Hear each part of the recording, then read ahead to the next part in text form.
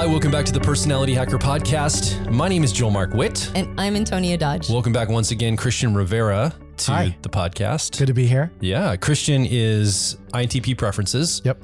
You are also involved with Personality Hacker behind the scenes, art direction, media production, video production, a bunch of creative stuff. But you also have been working with us more in live events and engagement. You're part of our new Personality Quest membership program, which meets weekly to watch the podcast together, and then members gather on Zoom to have a conversation about the podcast and apply it to our lives. And so you're part of helping with that program. We brought you on to do a short series. Well, I don't know if it's short, a medium-sized series. It's a series nonetheless. It's a chunky series. Yeah. We're walking through Ken Wilber's framework, talking about this idea of grow up, wake up, clean up, show up. Some of these elements that he talks about.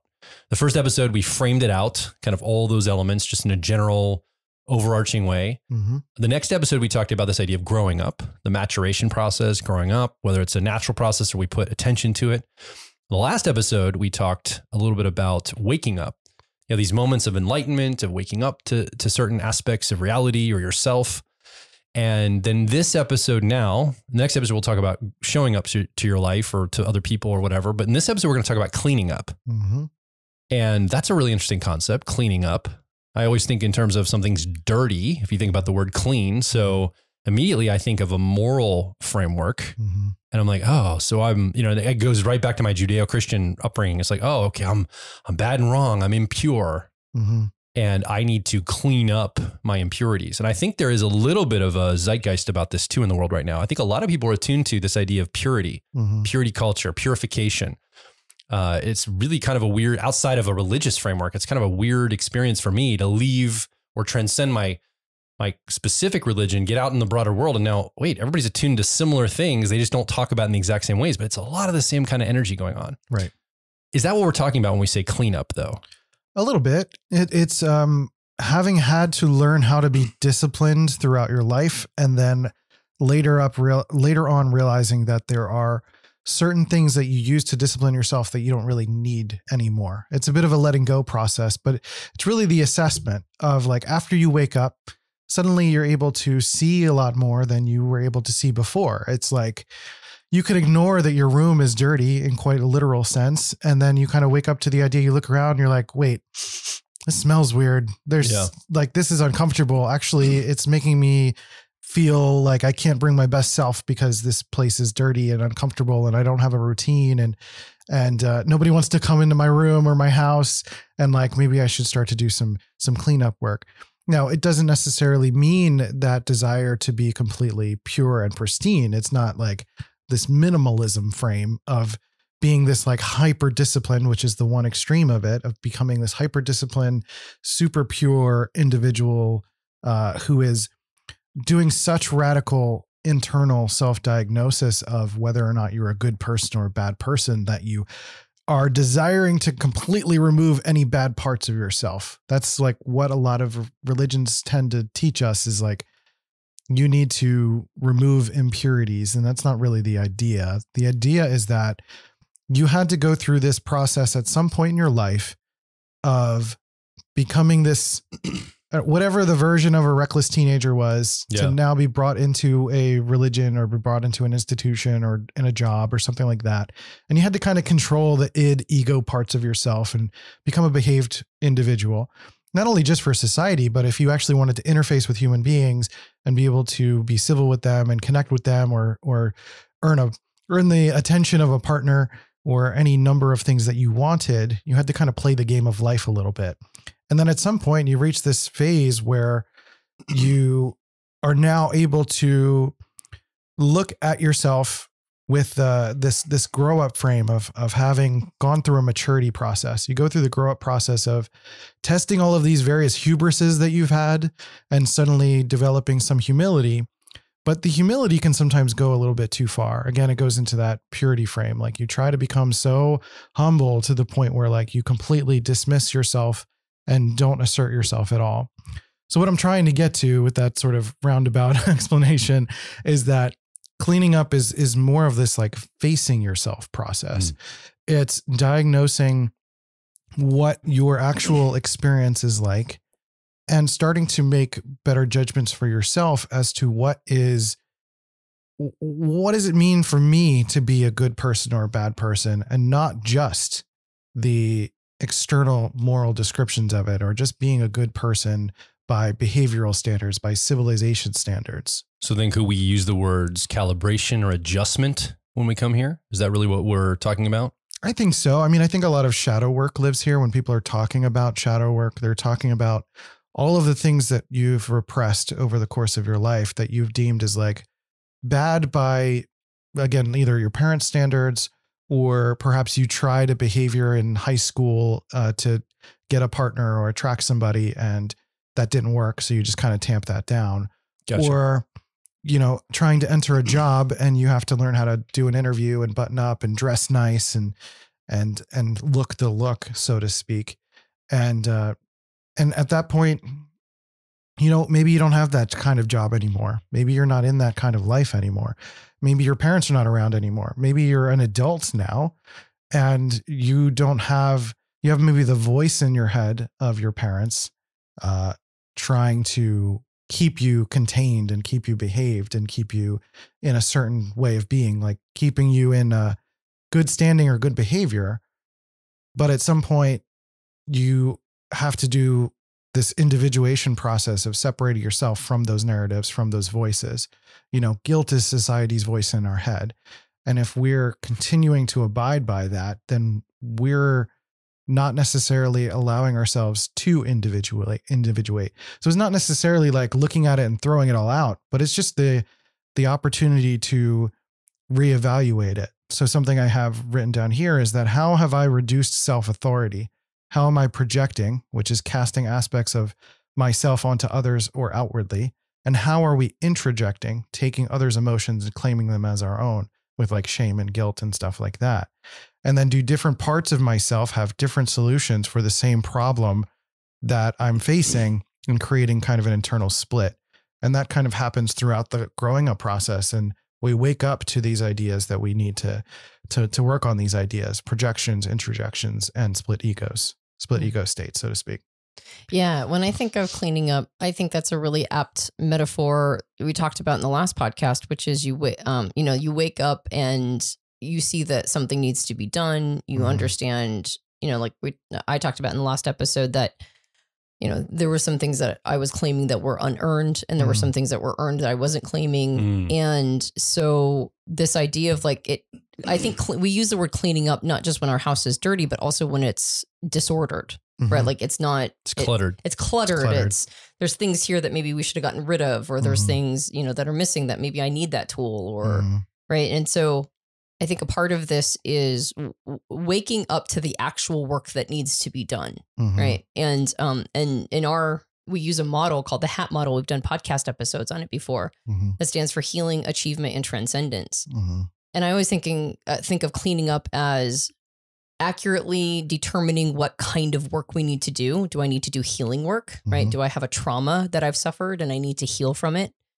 Is it achievement work? Am I at a baseline of health, but I need to push myself further, get out of my comfort zone and become more? Or is it transcendence work? I need to let go of something. I need to, to get to the next phase, or into the next sort of the next level of myself, and let go of old stuff. And so if you use the room, it's like what's broken in the room and it needs to be repaired or fixed or healed. What could I do to beautify the room and make it better and make it more to, maybe more ergonomic to myself, or help me have a better morning routine, or make it so that I'm excited to get out of bed as opposed to like dreading getting out of bed or whatever. Right. And then transcendence, like what is the stuff in the room that I need to let go of and give away or sell, or, and just, it's not useful for me anymore. Right. So when I think of cleaning up, I think of making an honest, modest assessment of the things in my life that are, that I really need to attend to. I need to attend to some stuff. Right. So I don't think it has to necessarily be, I don't think it has to be this big, like I've got all this trauma and I've got to do all this work around it, or even a purification process. Yeah. Like if you start focusing on the cleanliness of your house, you'll vacuum your way out of it when you have to leave. So I think that hyper focus on purity is this idea of like, my house has to be pristine. Well, but for who? Right. Like, who are you doing that for? Certainly not yourself, because it's not a good bargain of time. Mm-hmm. So the purification frame, when we think about cleaning up, that's still not for the self. It's usually for others. Mm-hmm. It's a form of, it's like a modeled virtue signal, right? Like, I'm pure. I'm going to be, I think that's one of the reasons why I've removed the phrase, I want to become the best version of myself. Mm-hmm. I've changed it to, I want to be the most version of myself. Mm-hmm. Because sometimes the most version of me is not what others would define as the best version of me. Right. It's like a time when I'm playing instead of working. Best is like qualitative or judgmental in terms of work and production and outward things. You got it. Yeah, exactly. And maybe it's not like, maybe the most me doesn't want to be the quote unquote maximum version of me and in whatever way. Like maybe I just kind of want to relax a little bit, or maybe I kind of like it that I swear sometimes, or I don't always have the right opinions or whatever. Like, that's the most me. So I think cleaning up, for at least for me personally, has meant taking honest, modest assessments of what work needs to be done, and using a inner wisdom that tells me, yeah, you're on the right path here. You should probably do some work over here. You should probably do some cleanup over here. Right. To get to a more, and I could even call it a more refined me, right? It's, I'm removing all the stuff that isn't, right? And so I'm getting to a more refined, but not necessarily more pure. Right. And so, we talked about kind of meditation as an access point to this self, to access point to waking up, and that cleaning up is this beginnings of exploring the repressions, like the insides of what we've experienced throughout this whole grow up process. And some of that is this assessment of the idea of good and bad, but good and bad is like, it's taking it away from the external expression of that and taking it to the internal, like what is actually quote unquote good or bad relative to my experience. So like you could deem, being loud as being bad, and then therefore not really like commanding yourself or expressing yourself or taking any kind of authority in your life, or, bad could mean any number of things that we've deemed to be uncomfortable. It could be inappropriate. It could be sexual. It could be sexual expression. Maybe that's uncomfortable, and then maybe that's bad. Or maybe you deem that as hyper good, and maybe you need to kind of reassess that. And so I think it's a reassessment. It's starting to trust the internal mechanisms versus the external mechanisms, and, maybe playing a little bit of comparison of the two. Yeah. Okay. So I think I might need us to anchor something here. I'm just imagining somebody listening or watching going, okay, cleaning up. I think I know what that means. It's not pure. Like what? Maybe we can find an example from our own lives, or just some, even if it's a hypothetical example from something. So we have something tangible to latch onto. And then as we unpack the learning or thinking about this, we have that as a pivot point to come back to. So I don't know if you have an example that you can think in terms of even maybe your own life. Maybe you've seen myself or Antonia go through this process.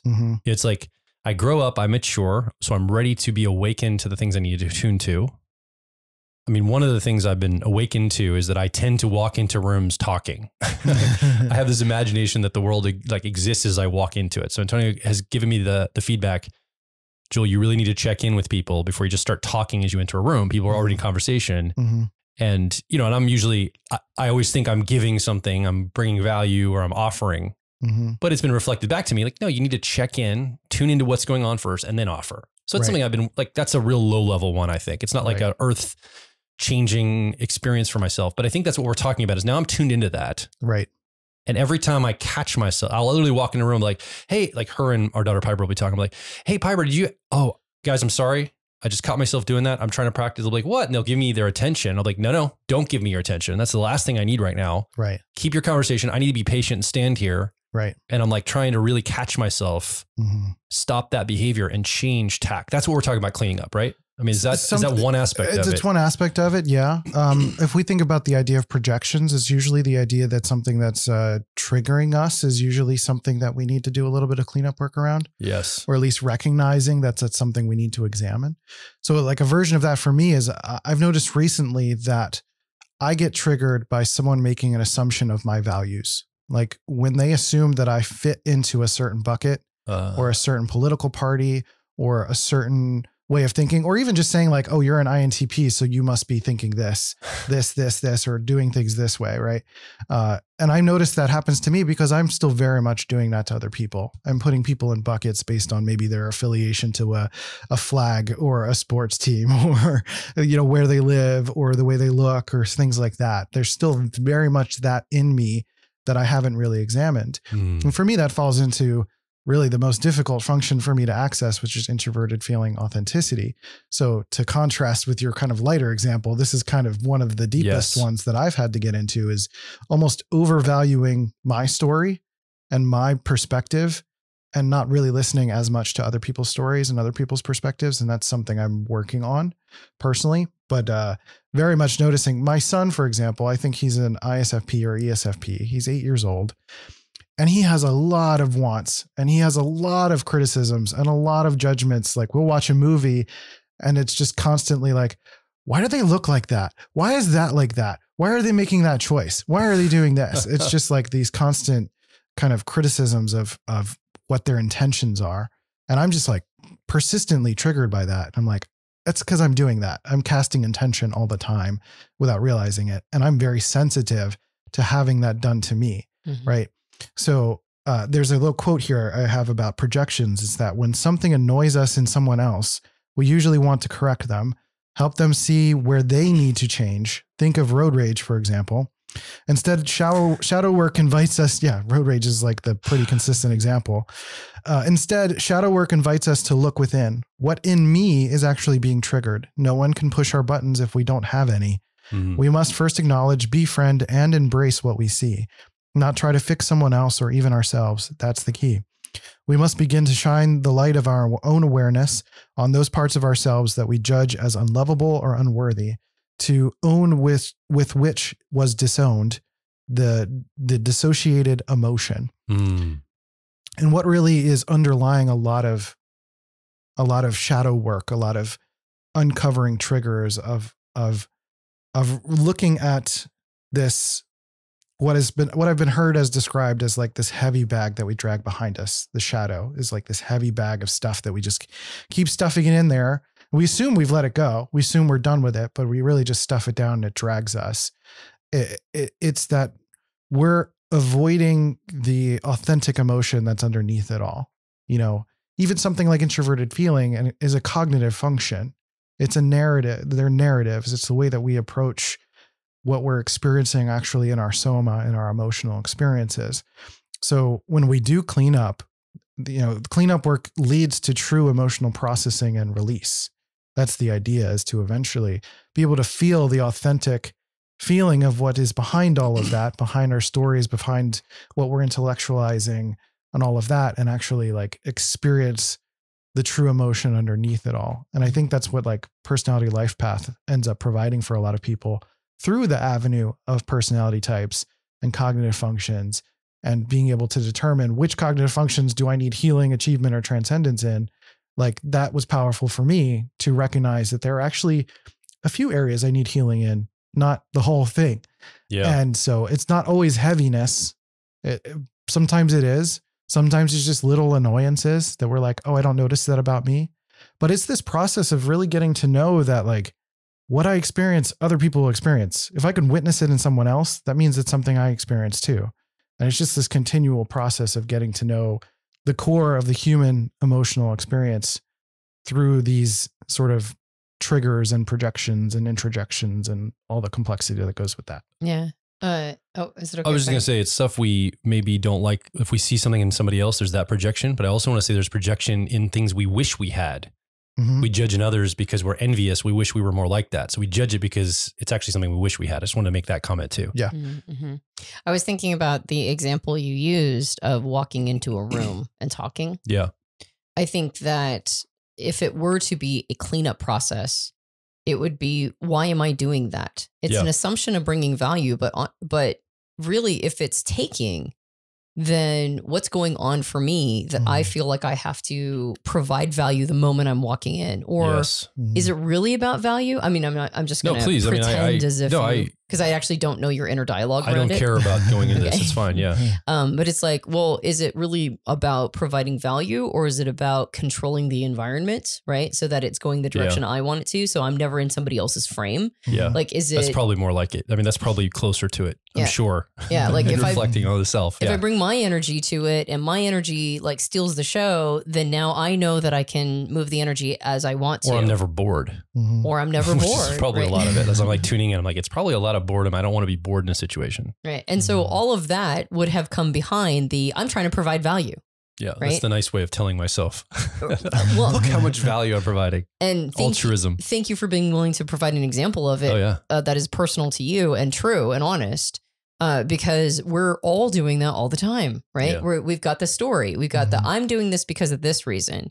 And yet if we unearth it, if we just kind of turn it over a little bit and go, okay, and what else is going on there too? Right. Usually that's content material that we didn't want to see, which is why it wasn't offered first as a part of the explanation. Right. And that's oftentimes shadow material, right? It's the stuff that we're unconscious around.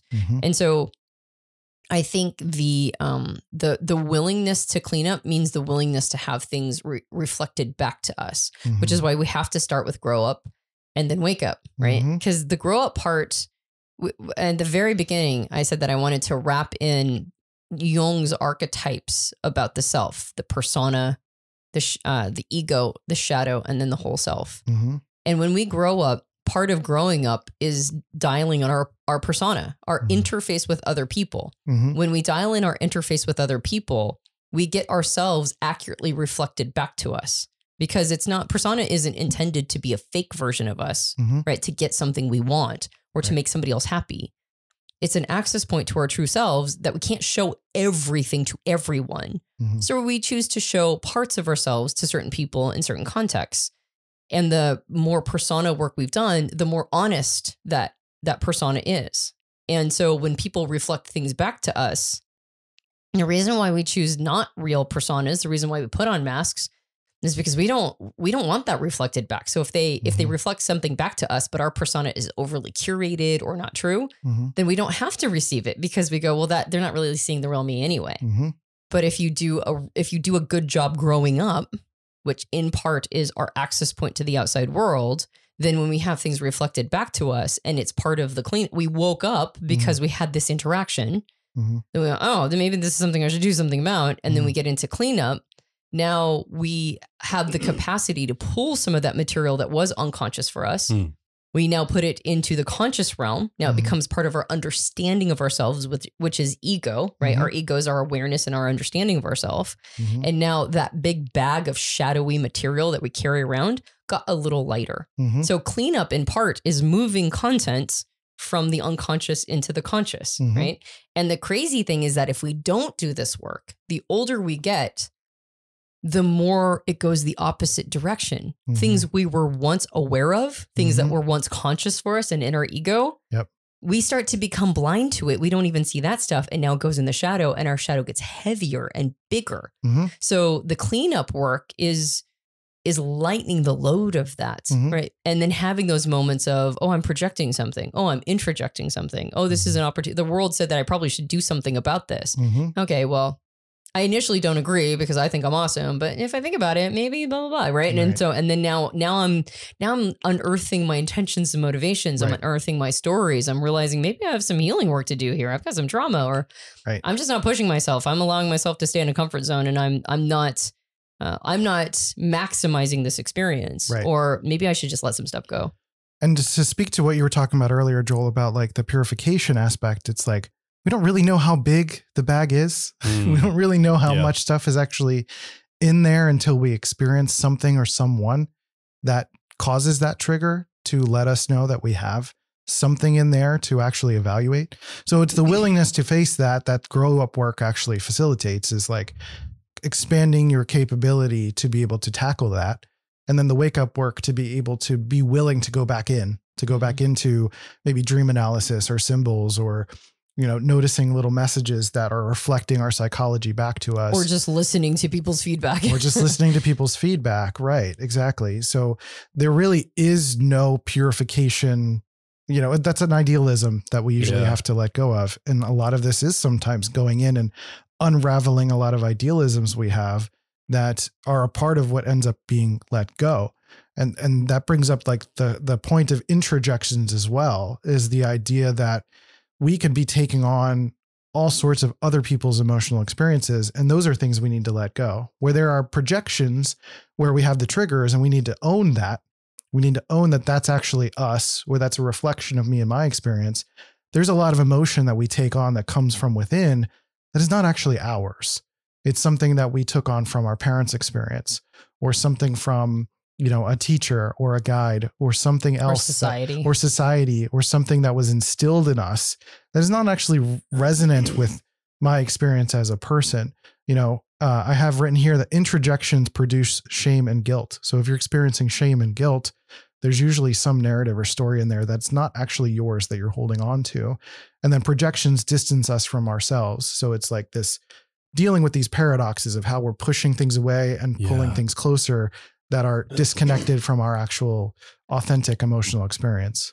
So I'm just kind of thinking through this, and I'm examining my own life, and I'm realizing when I was a child, like an actual child, before I grew up, like literally grew up, I wasn't bothered by as many things as I'm bothered by now. It was really hard to trigger me as an 8-year-old. Like, I mean, I had like, somebody could say something mean to me, like, yeah, whatever. You know, I didn't even have a sense of what I could be triggered about when I was younger. And I realized the maturation process enables me to be triggered and to see some of this material reflected back to me. So I know a lot of people are very interested in shadow work, but there needs to be some growing up process, and maybe an awakening process as well, that will allow you to really examine some of these areas. Because I think, like, as an example, this is I'll see if I can land this as an example. I remember thinking of myself as a young person, even in my 20s, that I had this viewpoint. I was like, when I die, I don't care. Burn my body, throw it in the lake, throw it in a river, throw it in the ground. I'm dead. What do I care? Yeah. Right. But now I'm like, actually, when I die, I think I want to actually be buried somewhere with a tombstone and kind of have a remembrance, some kind of a memory of me. And so if somebody was talking about, you know, cavalierly disposing a body or carelessly, when I was like 22, I'd be like, yeah, who cares? It doesn't matter. Right. But now it's like, no, you have to have more reverence for humanity and a human. And it matters now because it matters to me now. So when somebody says there's cavalier around it, like I would have been at 21, I'm triggered by something that I wouldn't even have cared about back then. Right. But because I grew up in a way, and I realize the value of human life more now than ever. I think as you get older, you realize, oh, I'm not going to live forever. It's very valuable. Right. By extension, what happens to a body after, like how it's treated and the respect and dignity it's given after it's no longer alive, like that matters to me now. No, I don't get triggered while I yell at a person or anything. It like bothers me a little bit when people are so cavalier about life and just disposing of life. It's like, whoa, dude. But there's part of me that used to be that way. But I grew up into this idea that, no, I think we should take care of that. I think that's something that's important for all of us in society. And that's one example. I've had so many of these, and it's just been in the past year or two that I've really reflected on some of them. Right. And I don't think I had access to them until I grew up in a way. Does this resonate with both of you? Do you understand what I'm saying? Yeah. I mean, I think in some ways when you grow up, the territory expands. You experience more things. You get exposure to more people, to more ideas, to more concepts, to more things that you have emotions around. What matters to you? What matters to you emerges, right? With people experience and stuff like that. I think, I don't want to. No. Okay. Good. I think that part of the purity that I've heard, particularly in people in personal growth, realms, is the goal is to not be triggerable at all. Yeah.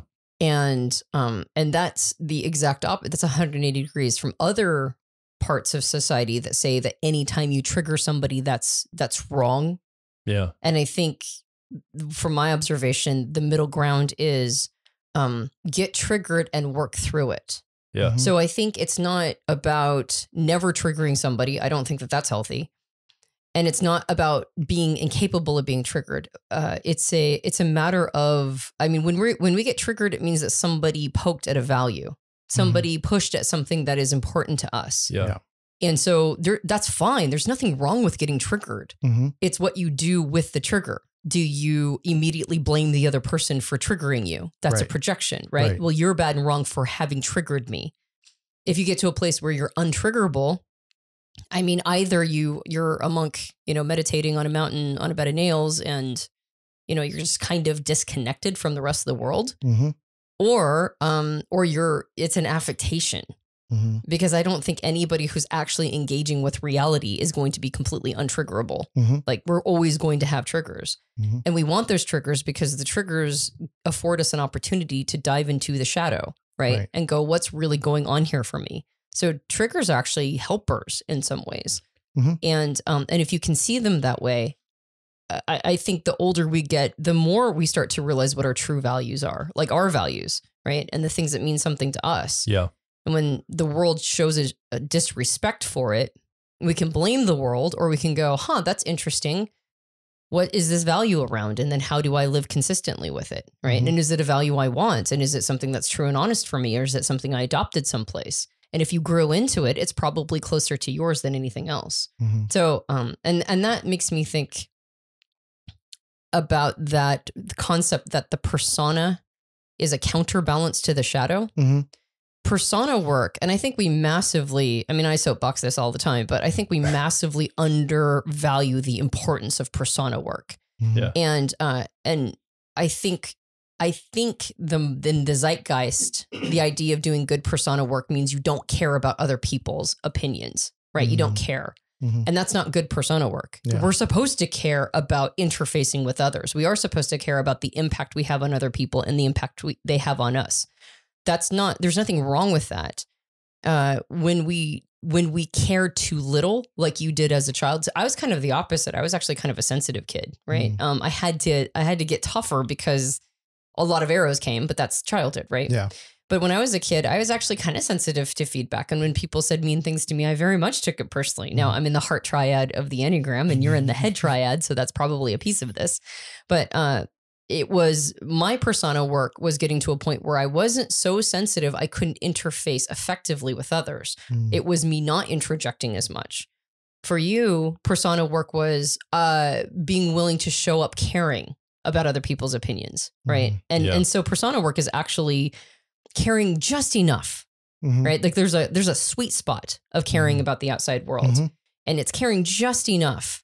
Not so much that we hand our power over to others, but not so much that we disregard the relationship as unimportant, including the relationship with society or the relationship with strangers or people just in our acquaintances or whatever. And when we have that, I think when we have that persona work just right, we're still going to get triggered because we're caring. We still are caring. Right.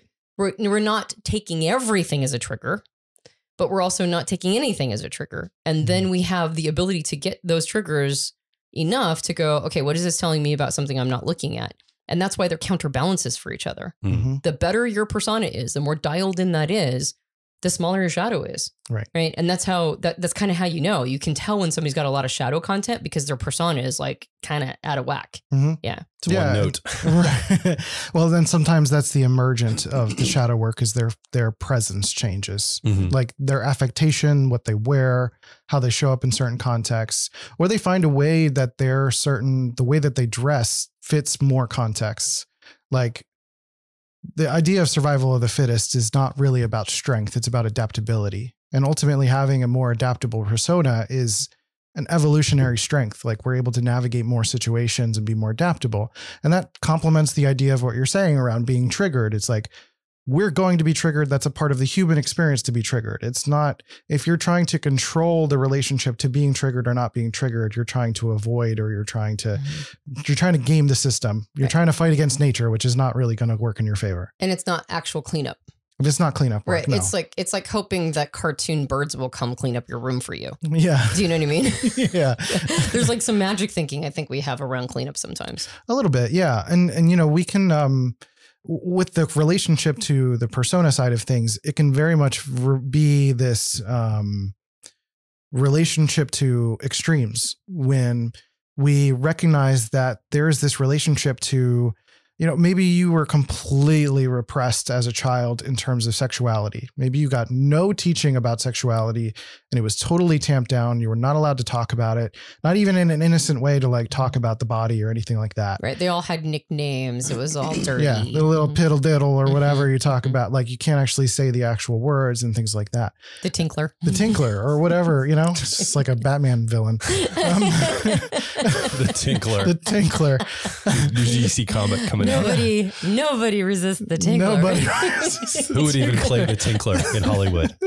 Who would be the best Tinkler? Oh God. Jim Carrey yet again. The Tinkler. The Tinkler.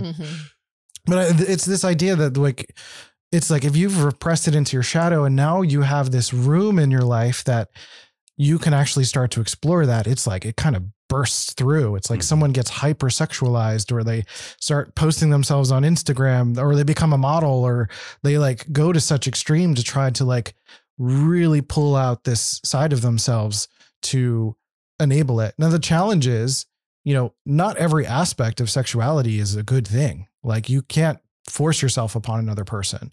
Right. And like, that's not good for society or civilians or anything like that.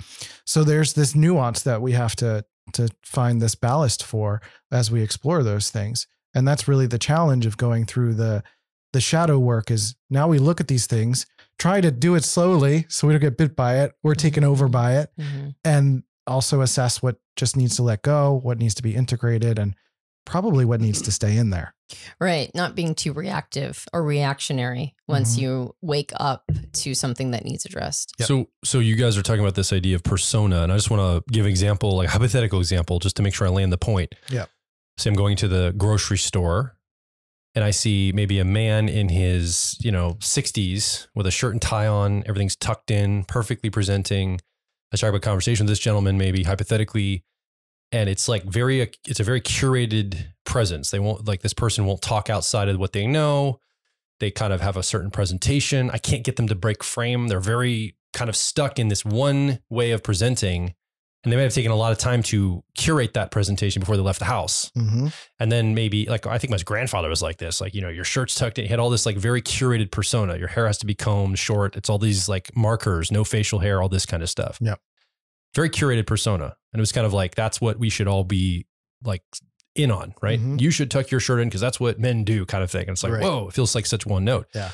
So we think, oh, well, the alternative to that is the same grocery store I walk in and I see somebody maybe in, like slip-on slippers with their pajamas, kind of their hair's all mess, with holding the box of cereal, checking out. It's like, oh, that person really has their persona down. They don't care what anybody thinks about them. They're super rested in themselves.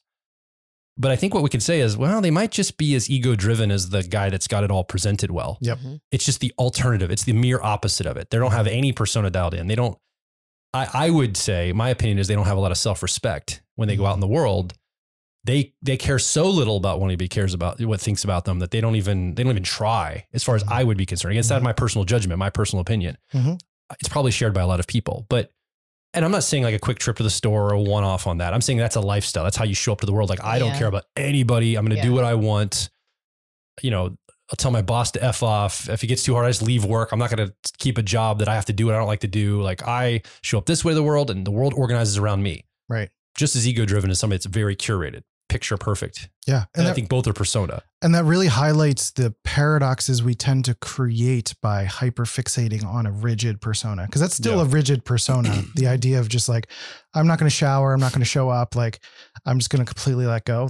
There's still kind of a rigidity there. Yeah. But by hyper focusing on that rigidity, we create more opportunities to be triggered. Yeah. Because more people are going to probably comment on that or create more uncomfortable opportunities for someone to like stare at you, and you're not really navigating the world in the way that you want to.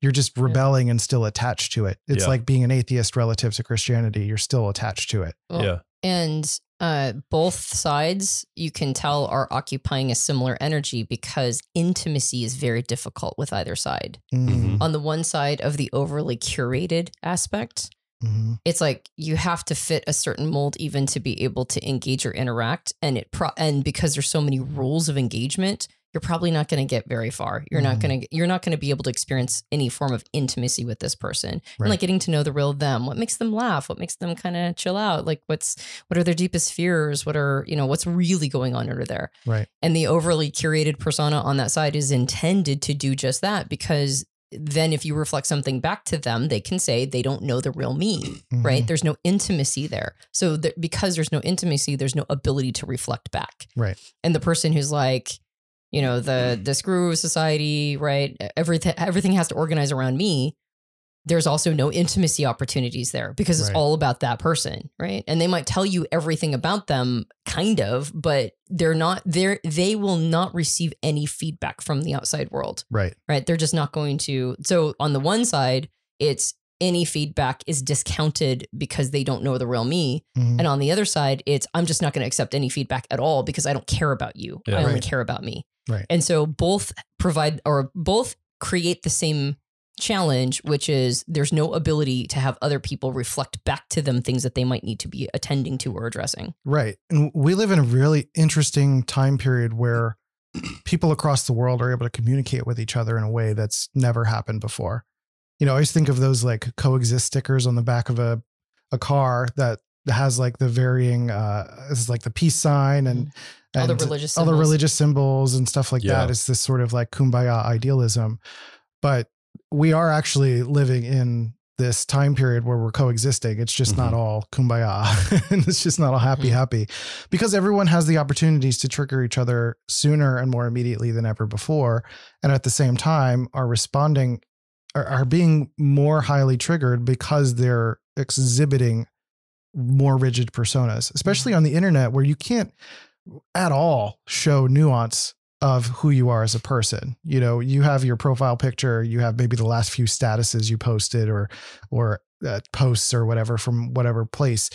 And people make assumptions, or you make assumptions about who they are as a person based on these little few things that they've said.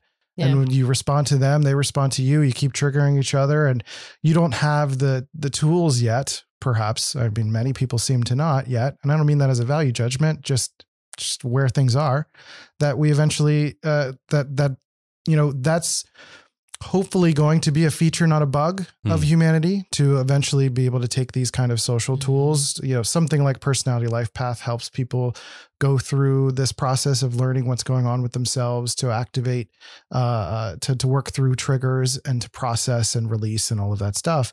These tools are just not available at scale. So people continually trigger each other, but people who are listening or watching, get an opportunity to not be that. Yeah. And oh my gosh, that's such a good point, because I think of younger people really stuck in this. This is a real challenge for younger generations. Because they're trying, there is a desire to be consistent with one's identity across all platforms, right? Just as inside of ourselves. Like, even if we're showing different parts of ourselves in different contexts, we still want to have a consistent through line of who we are and know who we are and not misrepresent ourselves. The challenge is that online, like you said, is like that one meme where it's like, I love pancakes. What, you saying you hate waffles or whatever? It's like, dude, that's a whole different sentence, right? Yeah. It's, there's a lot of like changing what people are saying to fit the reader's worldview, right? And a lot of pushback and a lot of, I don't know, like projection onto the other person of things they never said or meant. Right. So that probably, that makes it so that we're reluctant to receive feedback, right? Well, I'm not going to receive feedback from the outside world. People are a bunch of idiots, right? So there might be a bit of that, but also, how do I communicate who I am in my persona? I must have to do it in flags next to my name or in my, or the barcode of personality types on your, you got it. That's right. Profile. Yeah. Yeah, exactly. I mean, I have mine, right? Yeah. On my X handle or Twitter, the artist formerly known as Twitter. Yeah. I've got like some of mine on there too, but it's like, how do I communicate who I am in less than 250 characters? Right. Yeah. So it's a real challenge. And yet that's the primary playground of a lot of younger people is social media communication. So the persona work is really tough, and you can see people's shadows are growing, right? It's like people get triggered and you're bad for triggering me. And it's like, or you get to go dumpster diving, right? Mm-hmm. Which is what we all should be doing when we get triggered. Yeah. So I think it's an increasingly contemporary challenge and problem. And as we mentioned before, I mean, we're about to get to show up, which is contribution. But before you get to show up, you've got to have these tracks have to be laid. Right. Grow up, wake up, clean up. And a lot of young people want to show up, right? Yeah. It's really important to them to show up, but you got to lay these tracks first. Yeah. And the cleanup part is, I mean, arguably one of the hardest. Yeah. Yeah. And I think the reframe here is that cleanup, as we started this podcast episode, was, could be construed as this, clean up your room and keep it that way forever, or just it'll stay that way forever, or some sort of purity idea. But I think the reframe is that cleanup is really learning how to clean up. It's learning the process of cleaning up as a continual process, just as you learn how to clean your room. And it's not like you just clean it once and you're done. Right. It's a continual process. You're still living life. You're still throwing your clothes on the floor or doing whatever that's going to require persistent cleanup work throughout your life. And seasonally, there's going to be time periods when you get sick and your room's going to get more trashed, right? Or time periods where you can't even, it was a really hard, week at work. And so your room got trashed again. And now you have to put extra attention to cleaning it up. Right. And so it's not just a maintenance thing. It's also recognizing that there's going to be times that are tougher than other times.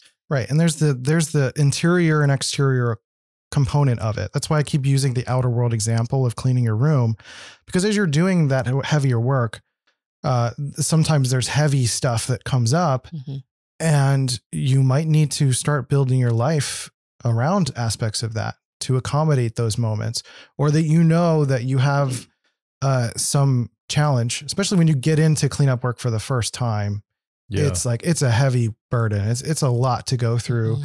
There's a part of it that's like strangely exciting. Like there's this weird addiction to healing that can happen sometimes, but then there's the other side of it too, where it's very much destabilizing. I think I've heard you on a podcast, Joel, mention that it's kind of like having, I think it was like transcendence work is like having, it's like if you have a 5-lane highway of your mind, of your life, and you have to close 3 of the lanes all of a sudden.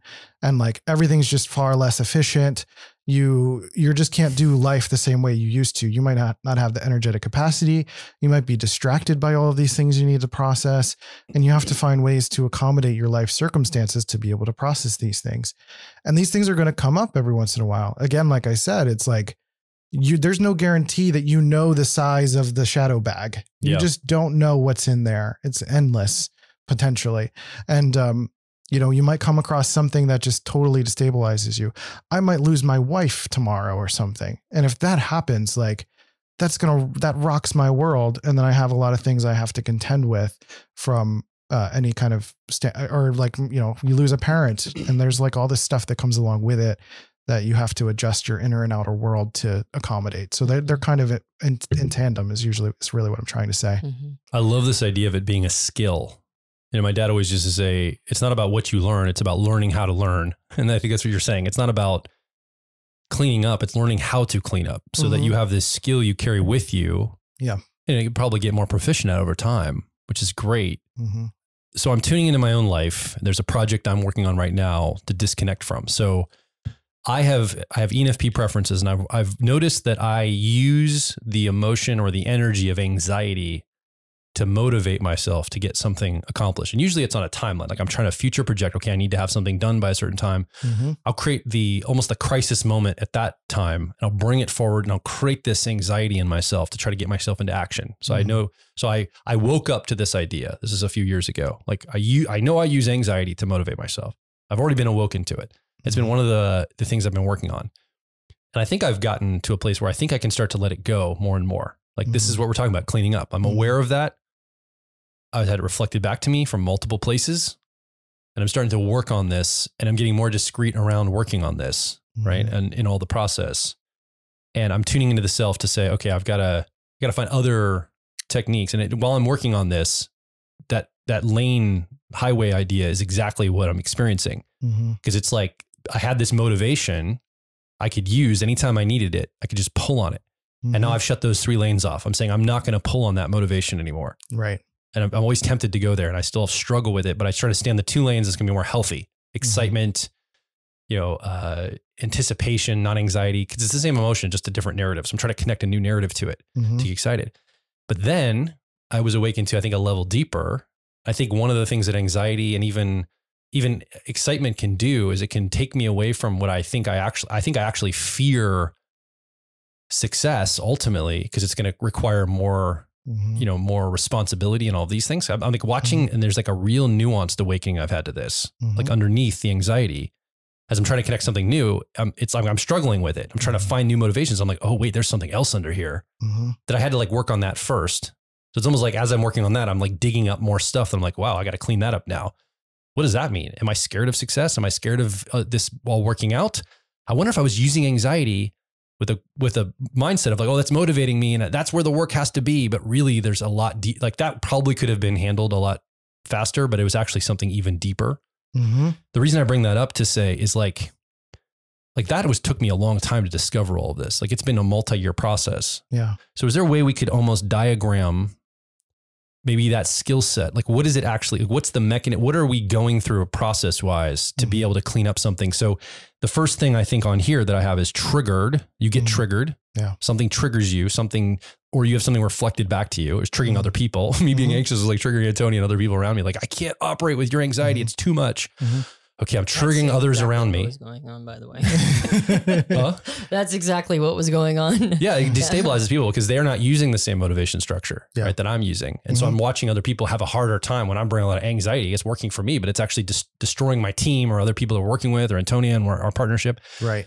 So like, I got to fix it. I got to figure this out and clean this up. Right. But so trigger doesn't have to be my trigger. I could be triggering somebody else. They could be reflecting this back in my shadow to me. Okay. This is not working for me. Oh, okay. Right. Tune to this. The next thing I have to do though, is I have to own that. And I know Ken Wilber has been introducing, I thought this would be a great place to talk about that. He has this concept of own up too. We're not going to have a whole episode about it. Yeah. This might be a good time to inject that. I think we have to own the thing that's either being triggered in somebody else reflected or in ourselves. Yeah. That's a key part, right? That's specifically for projections. Yeah. And it's a word of caution because own up isn't appropriate for every circumstance, but for many people, it's like, if you're distancing yourself from your actual emotion, you're projecting it onto someone else. Like the healing work around that is to own that, oh, that's actually part of my experience. That's something that I do. Actually, it's like the road rage thing. You're yelling at somebody for cutting someone off and you're just like, I just did that 5 minutes ago. Yeah. Like I do that all the time. Right. And so it's someone who's doing a lot of introjection. And I think we all do some version of introjection, some sort of shame or guilt somewhere in there.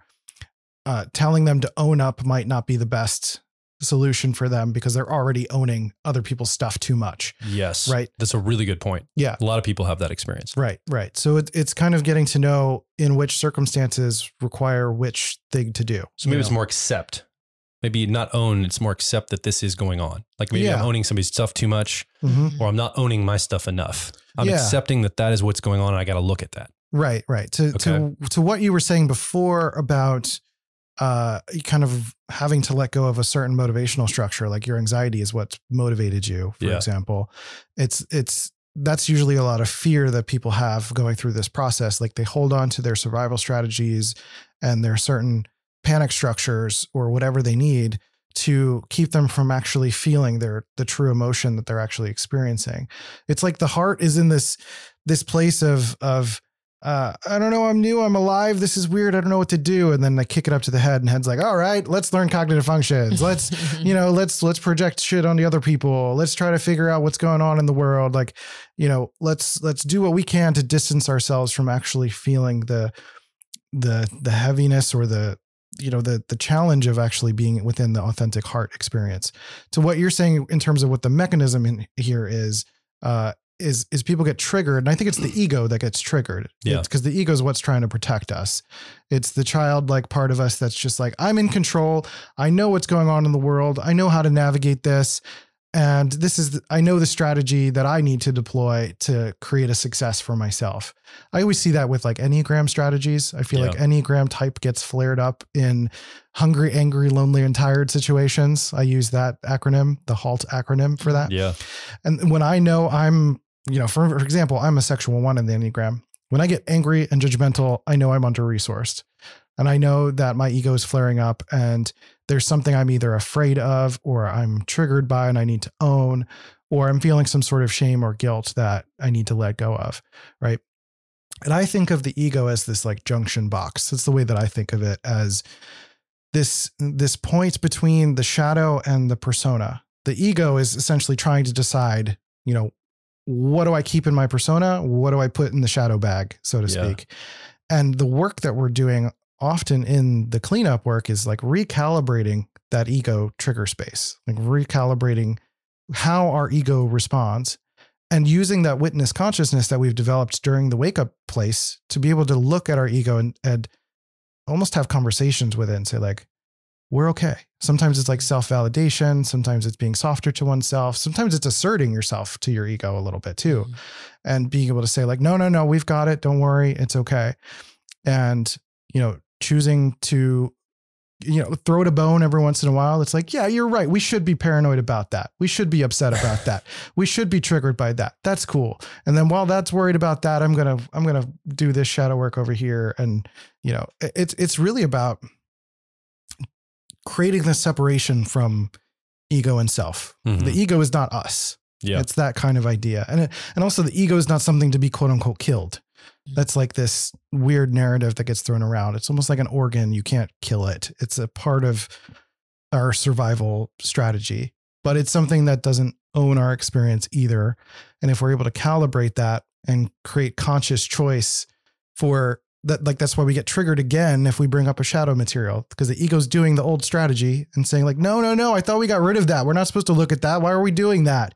And then it's you having the witness consciousness and saying like, no, we're going to look at this. We're not going to keep it. We're not sure if we're going to keep it. We're just going to look at it first and then go through that process over and over again. And with Personality Life Path, we do that with cognitive functions and helping people process through that to decide what can be let go, what needs to stay in the shadow versus what needs to come up into the persona. Yeah. I appreciate all the nods to Personality Life Path. It's a pretty good program. So it's I appreciate fantastic. You. Thank you. So what came up for me as you were talking is I mentioned before, I was like, the goal isn't to be untriggerable, but I have noticed that when people do some solid cleanup work, they find themselves being less triggered all the time because they learn that mechanism of hang tight. Right. And we talk about sometimes when we're triggered and when we go crazy and then we chill out for a second, we call it a minute to be human. And so like sometimes you just get triggered and you just do. And if you can slow everything down and then study it and figure it out, a lot of times you go, oh, well, I guess maybe this wasn't as big a thing as I thought it was. And so I think you become less triggerable. But like you said, there are moments when, yeah, I should be triggered by this, as in like, this is a values thing for me. So maybe it's a breach of boundaries. Right. And the trigger isn't like, how dare you? It's like, oh, hey, you might have stepped over a boundary. So I should have a conversation with you. Right. Trigger doesn't have to necessarily be a big thing, even though, I mean, at least in the current vernacular of how it's used, originally it was a much bigger deal, but now how we use it so casually in society, it's not as much. There was one more thing I think that I wanted to add to the own piece, which is, it feels like ownership or the concept of owning something, it once again brings in that concept of discretion, which is not too much and not too little. Like you were talking about people who tend to project probably need to own more. People who introject probably need to own less. And I was thinking about it in the context of owning how other people, like maybe how your past experiences have impacted you. So owning that if you had traumas of the past, or if you had circumstances or situations in the past that you don't want to, and maybe this is me as having ENTP preferences, that you don't want to really like acknowledge how much it impacted you or how much of a stamp it left on you. Yeah. Part of owning is going, no, I was impacted by that. Conversely, it's not creating a current narrative that is nothing but how people stamp themselves on you. Right. It's like, well, I'm here because people were really mean to me my whole life, or because, right. And so again, that concept of own up is like a nice discrete center point of not too much, not too little, own the right things. It's more about just kind of being radically honest with yourself. Right. Yeah.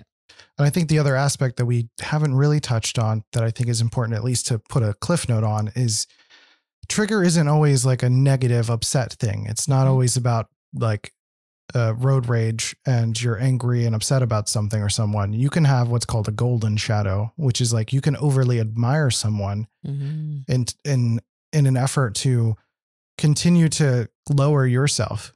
You could say that someone's like a really amazing teacher or someone's like, this amazing artist, and using that as a reason to not try to be the ambition point that you actually would like to be.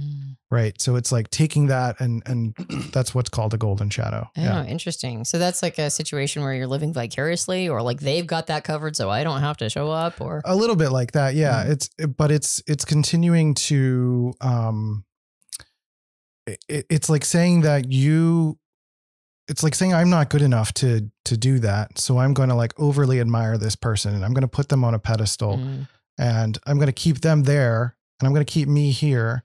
And that's another way of making the ego feel safe, because again, like you talked about this fear of success. Yeah. And I think that can come up for people when they have a fear of success, is like, it's not only the fear of more responsibility, which is very valid as well, but it's like what happens when I have to show up and people recognize me and, or like, what if I'm going to really like that? Yeah. What if I really like that? Yeah. That's actually something I've had to be working through with my show up process, with my showing up to the mental wellness open mic night I did a few weeks ago. Is I wrote a book called Happy Chemicals, a neurotic memoir. And in that book, I explored what I called my inner authoritarian. It's this part of me that just like wants control over everything. And I'm so like, there's this rigid ego aspect of me that just wants complete and total control of a room or a space or a process or people or whatever. It's like this really id kind of warrior part of me. And I recognized when I was on stage that the crowd was a very obedient crowd. And I had this talk with myself where I was like, look, this is an opportunity. And I was like, okay, everybody stand up.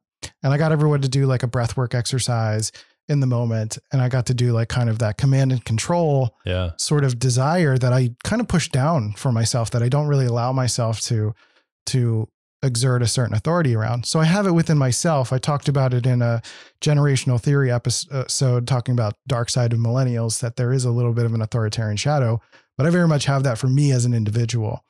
And so I had opportunities to let that out in a safe way, because I assumed that that's just going to be bad for me to exert myself and to create these contexts in which I'm quote unquote controlling people or controlling human beings. And I'm like, no, that's not great. And I wrote through that process in my book.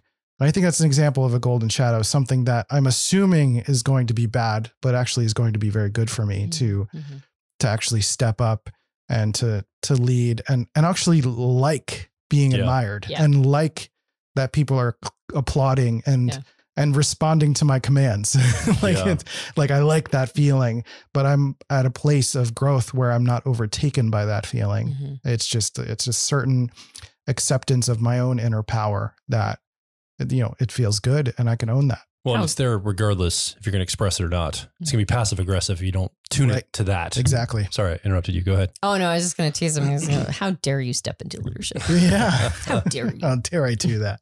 So the skill of it, this idea of getting triggered, whether it's negative, positive, but your triggers an awareness of sorts, like we talked about in the last episode. Yep. You awaken to something, you're aware of it. Okay, I need to focus on this. And now I need to accept that this is something I'm going to tune to, not just push it away. I pushed away the work on anxiety for a while. Okay, I'm going to work on the anxiety. Yep. Here we go. So now is that where now what? Like, that's what I want to build here for somebody that's listening or watching, which kind of we don't have to go into like specific step by step, but now that someone's I've accepted my anxiety. Now am I going to, I guess I want to set up maybe what I would think, like how I immediately process, I want measurements or feedback mechanisms to know how I'm doing. Right. So I need some kind of attunement. Like I can tune into Antonia and say, okay, can you tell me when you feel my anxiety rising? Cause I'm not always aware of it. Cause I use it. It's like a fish in water. Yeah. It's something so part of me. I'm also an Enneagram 6. Right. So I'm in the fear triad of the Enneagram as well as an ENFP. Yeah. And so I'm always attuned to it. It's such a natural part of me that I've asked you to reflect on it. My children, other people in our company. Another INTP friend of mine just told me the other day, it's like, when you're around, sometimes it's like you're humming at this level. It's like, I I can't even think. I need to go into another room. Like, okay, then I'm still like, this is still being projected out from me. Mm-hmm. And I'm still not aware, man, I'm still not aware of it. I'm like frustrated that I got that feedback just in the last 3 days. Right. Like, so I feel like, okay, I got more work to do. So I think we connect some type of a feedback mechanism or how we're doing on this thing that we've now accepted about ourselves. Yeah. I think the challenge there is usually one of the first things we can do is just watch. Like we just pull the shadow material thing out of the bag and we just look at it. We notice a behavior and we're like, just for a while, catching when we do that and catching how often we do that and catching who that affects. Mm-hmm. And so sometimes the mechanism might be how smooth your life starts to become as you start to calm that down, or you find outlets for it. You know, it might not be like, the answer might not be repressing it more or trying to repress it, trying to create a shadow out of it. It might be like, this thing needs a place to go. Mm-hmm. It's like my inner authoritarian needs a stage. It needs somewhere to go. I need something to do with it. Right. So it might be that.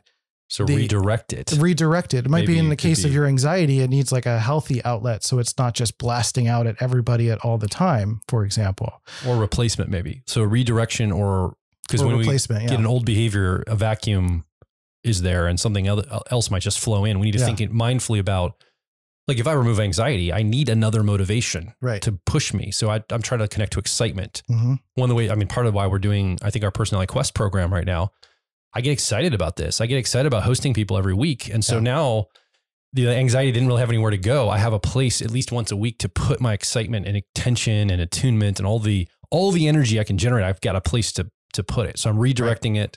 Right. I'm replacing it with something else. Right.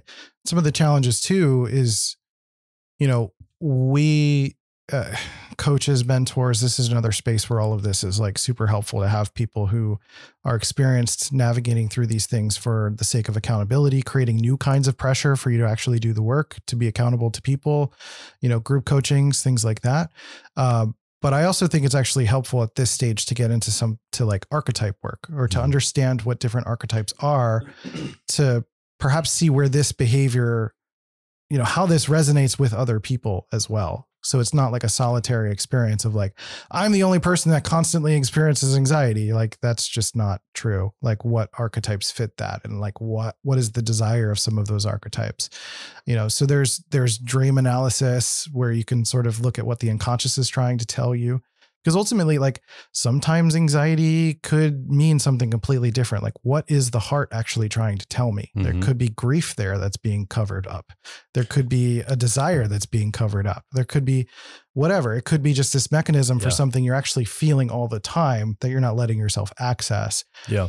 But again, like these things, like I think it's a challenge to let yourself do these things with safety. It's like just doing it by yourself. The reason I did Personality Life Path is because I kind of reached a limit of trying to figure this all out by myself. And there were areas that I needed some distinction making around so that I can go forward with a support group, with some people, with you guys, with the people I knew I trusted and cared for and stuff like that. And had the ability to, track my own progress through my interactions with people and getting that feedback over time that like, oh, your persona has changed. You're a lighter, or you have a different energy, or you're trying new things that you didn't do before. And I recognize that kind of thing. Yeah. You effectively said it, but I want to land the point to your question. What do you do from there? And I think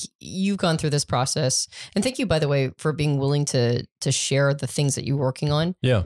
I actually very much appreciate that, because I think it helps it land for people, and you're willing to be sort of the guinea pig. I think I would offer more. I just don't remember in these moments, like my introverted thinking. Well, you're so perfect, Antonia. So it's hard to really think of things. It's a curse. And I've had a lot of heavy stuff, and I don't want to bring the heavy stuff back.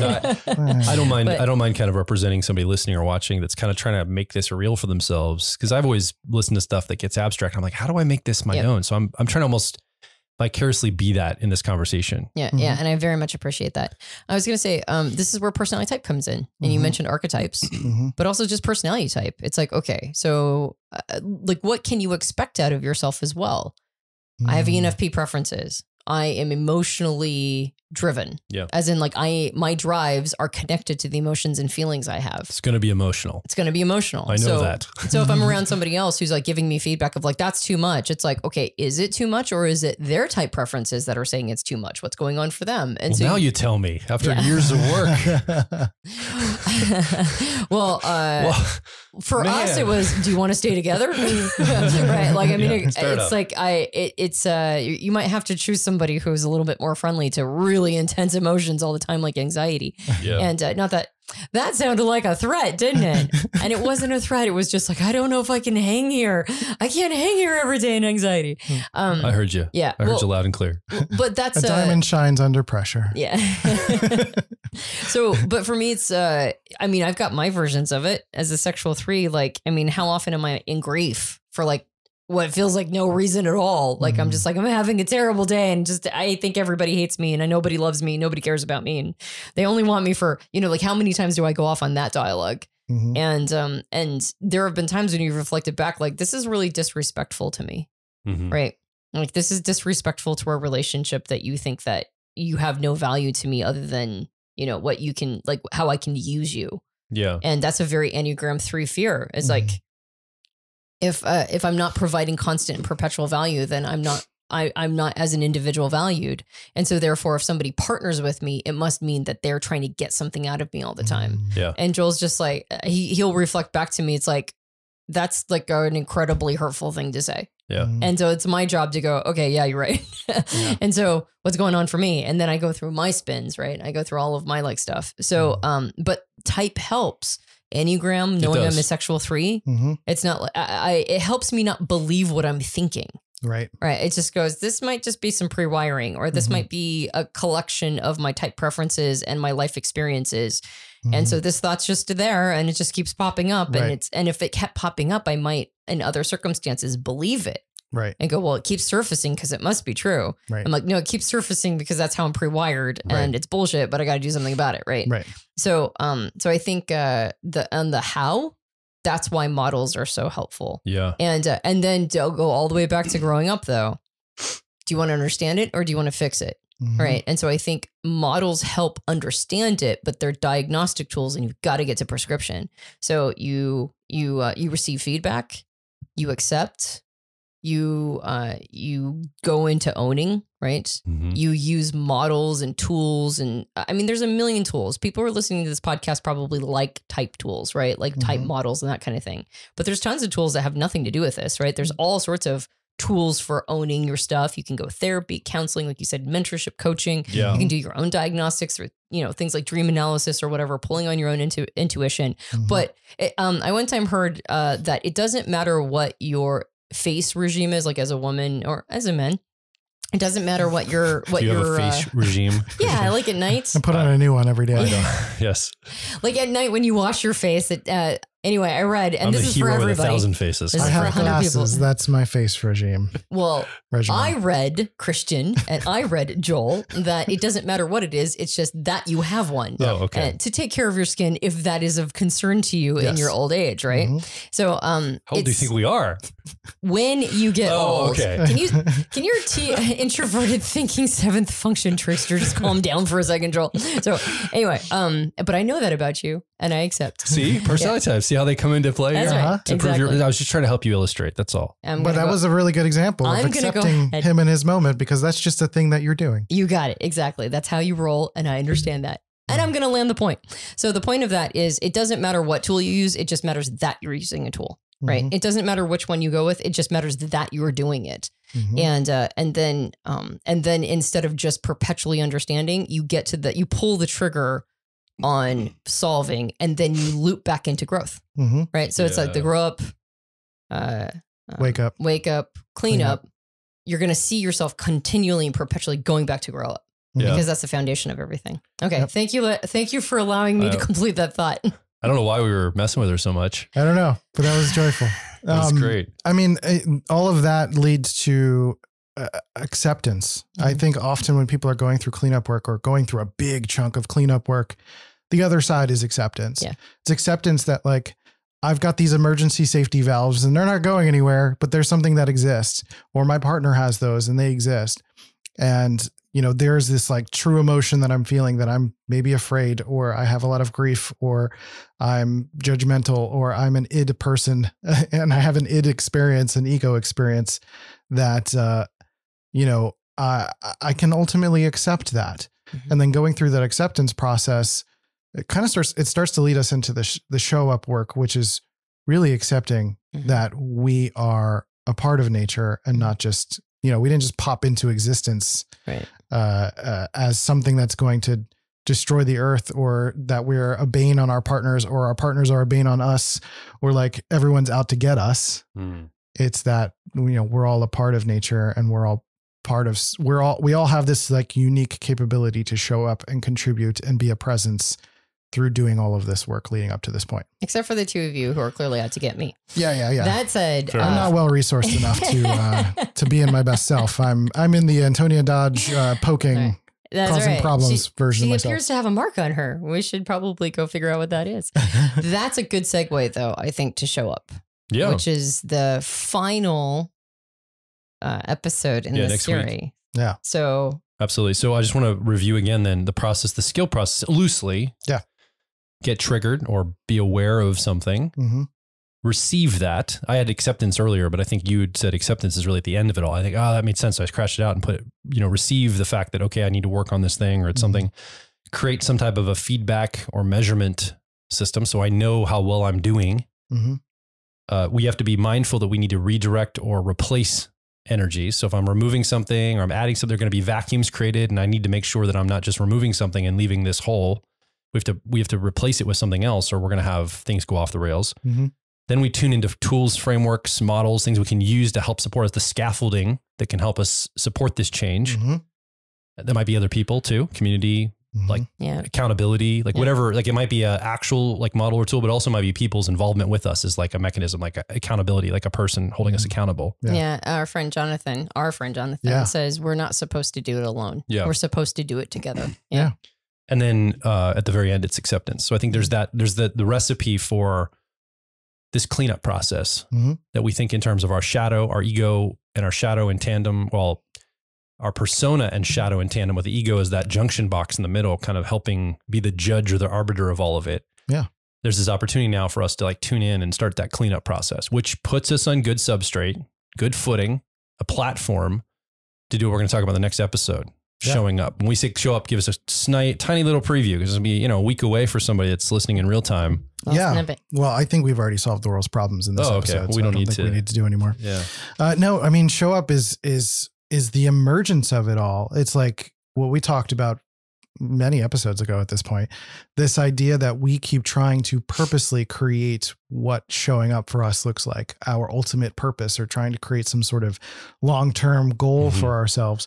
When ultimately, if we're doing this cleanup work, this wake up work, and this growth work on a consistent basis, and going through these cycles, going through the car wash, so to speak, that the emergence is determining and figuring out and seeing and witnessing our own contributions start to emerge, like the presence that we bring to varying contexts and situations, right? So it's where many worldviews up to this point, or many experiences up to this point, are really adamant on telling people how to live their lives, because it's a lot about projections, or we're taking in narratives of how people are trying to tell us to live our lives.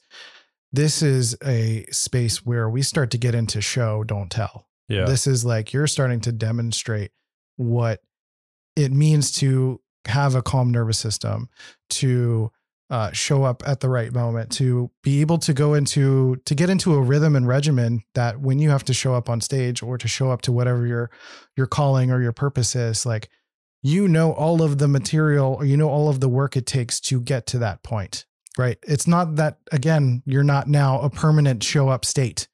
You have all of the tools, all of the skills to continue to do cleanup work, to continue to do wake up work, to continue to to grow up work, and get yourself resourced properly to be able to show up regularly. So we're going to talk more about that. Yeah. On the next episode. In the meantime, how is this idea of cleaning up resonating with you? You've been listening along, watching.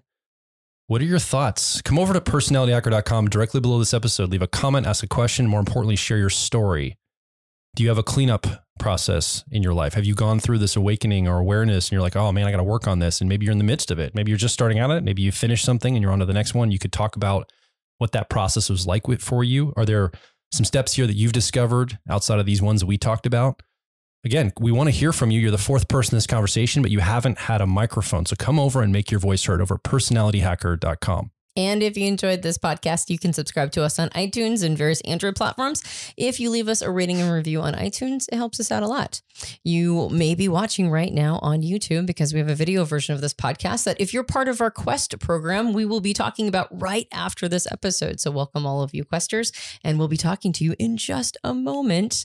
If you would like to join Quest so that you not only get to discuss the podcast topic, gain the most insight out of it, have conversations with other people, but also have ways to apply it practically in your life. So you do not just understand your challenges, but you also solve them. Head over to personalityhacker.com/quest and become a part of the membership. We would love to have you with us. We also have a book. It's called Personality Hacker. You can get it at all major book retailers. And if you leave us a rating review on Amazon or on Goodreads, that also helps us out a lot. My name is Joel Mark Witt. My name is Christian Rivera. And I'm Antonia Dodge. And we'll talk with you on the next Personality Hacker podcast.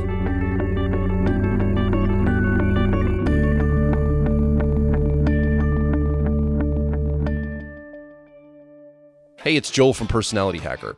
So a big reason people get into personality types is usually to improve their relationships with other people. And you can understand key differences between you and someone else when you understand how type works. So clearly, personality type is applied to relationships. But what about the relationship with yourself? Well, personality type can also help you navigate your career, or maybe an educational path that you need to follow, or other opportunities that present themselves, and it helps you know which are the right choice for you. And ultimately, personality is the key to unlocking identity-level worldview and life purpose. It all starts with getting the owner's manual for your personality type. In this owner's manual, we cover the basics of your personality, and then we dive a layer deeper to connect your personality to your relationships, your career, your worldview, and identity, because we believe it's your life, and it should be designed for your personality. So start your owner's manual journey at personalityhacker.com. When you access your owner's manual, I recommend focusing on the ideal day exercise first, because when you start crafting your ideal day, you're being mindful about the type of lifestyle that you want. So designing a life around how you're naturally wired makes sense, and you can finally stop fighting yourself. So come discover and develop your unique personality at personalityhacker.com.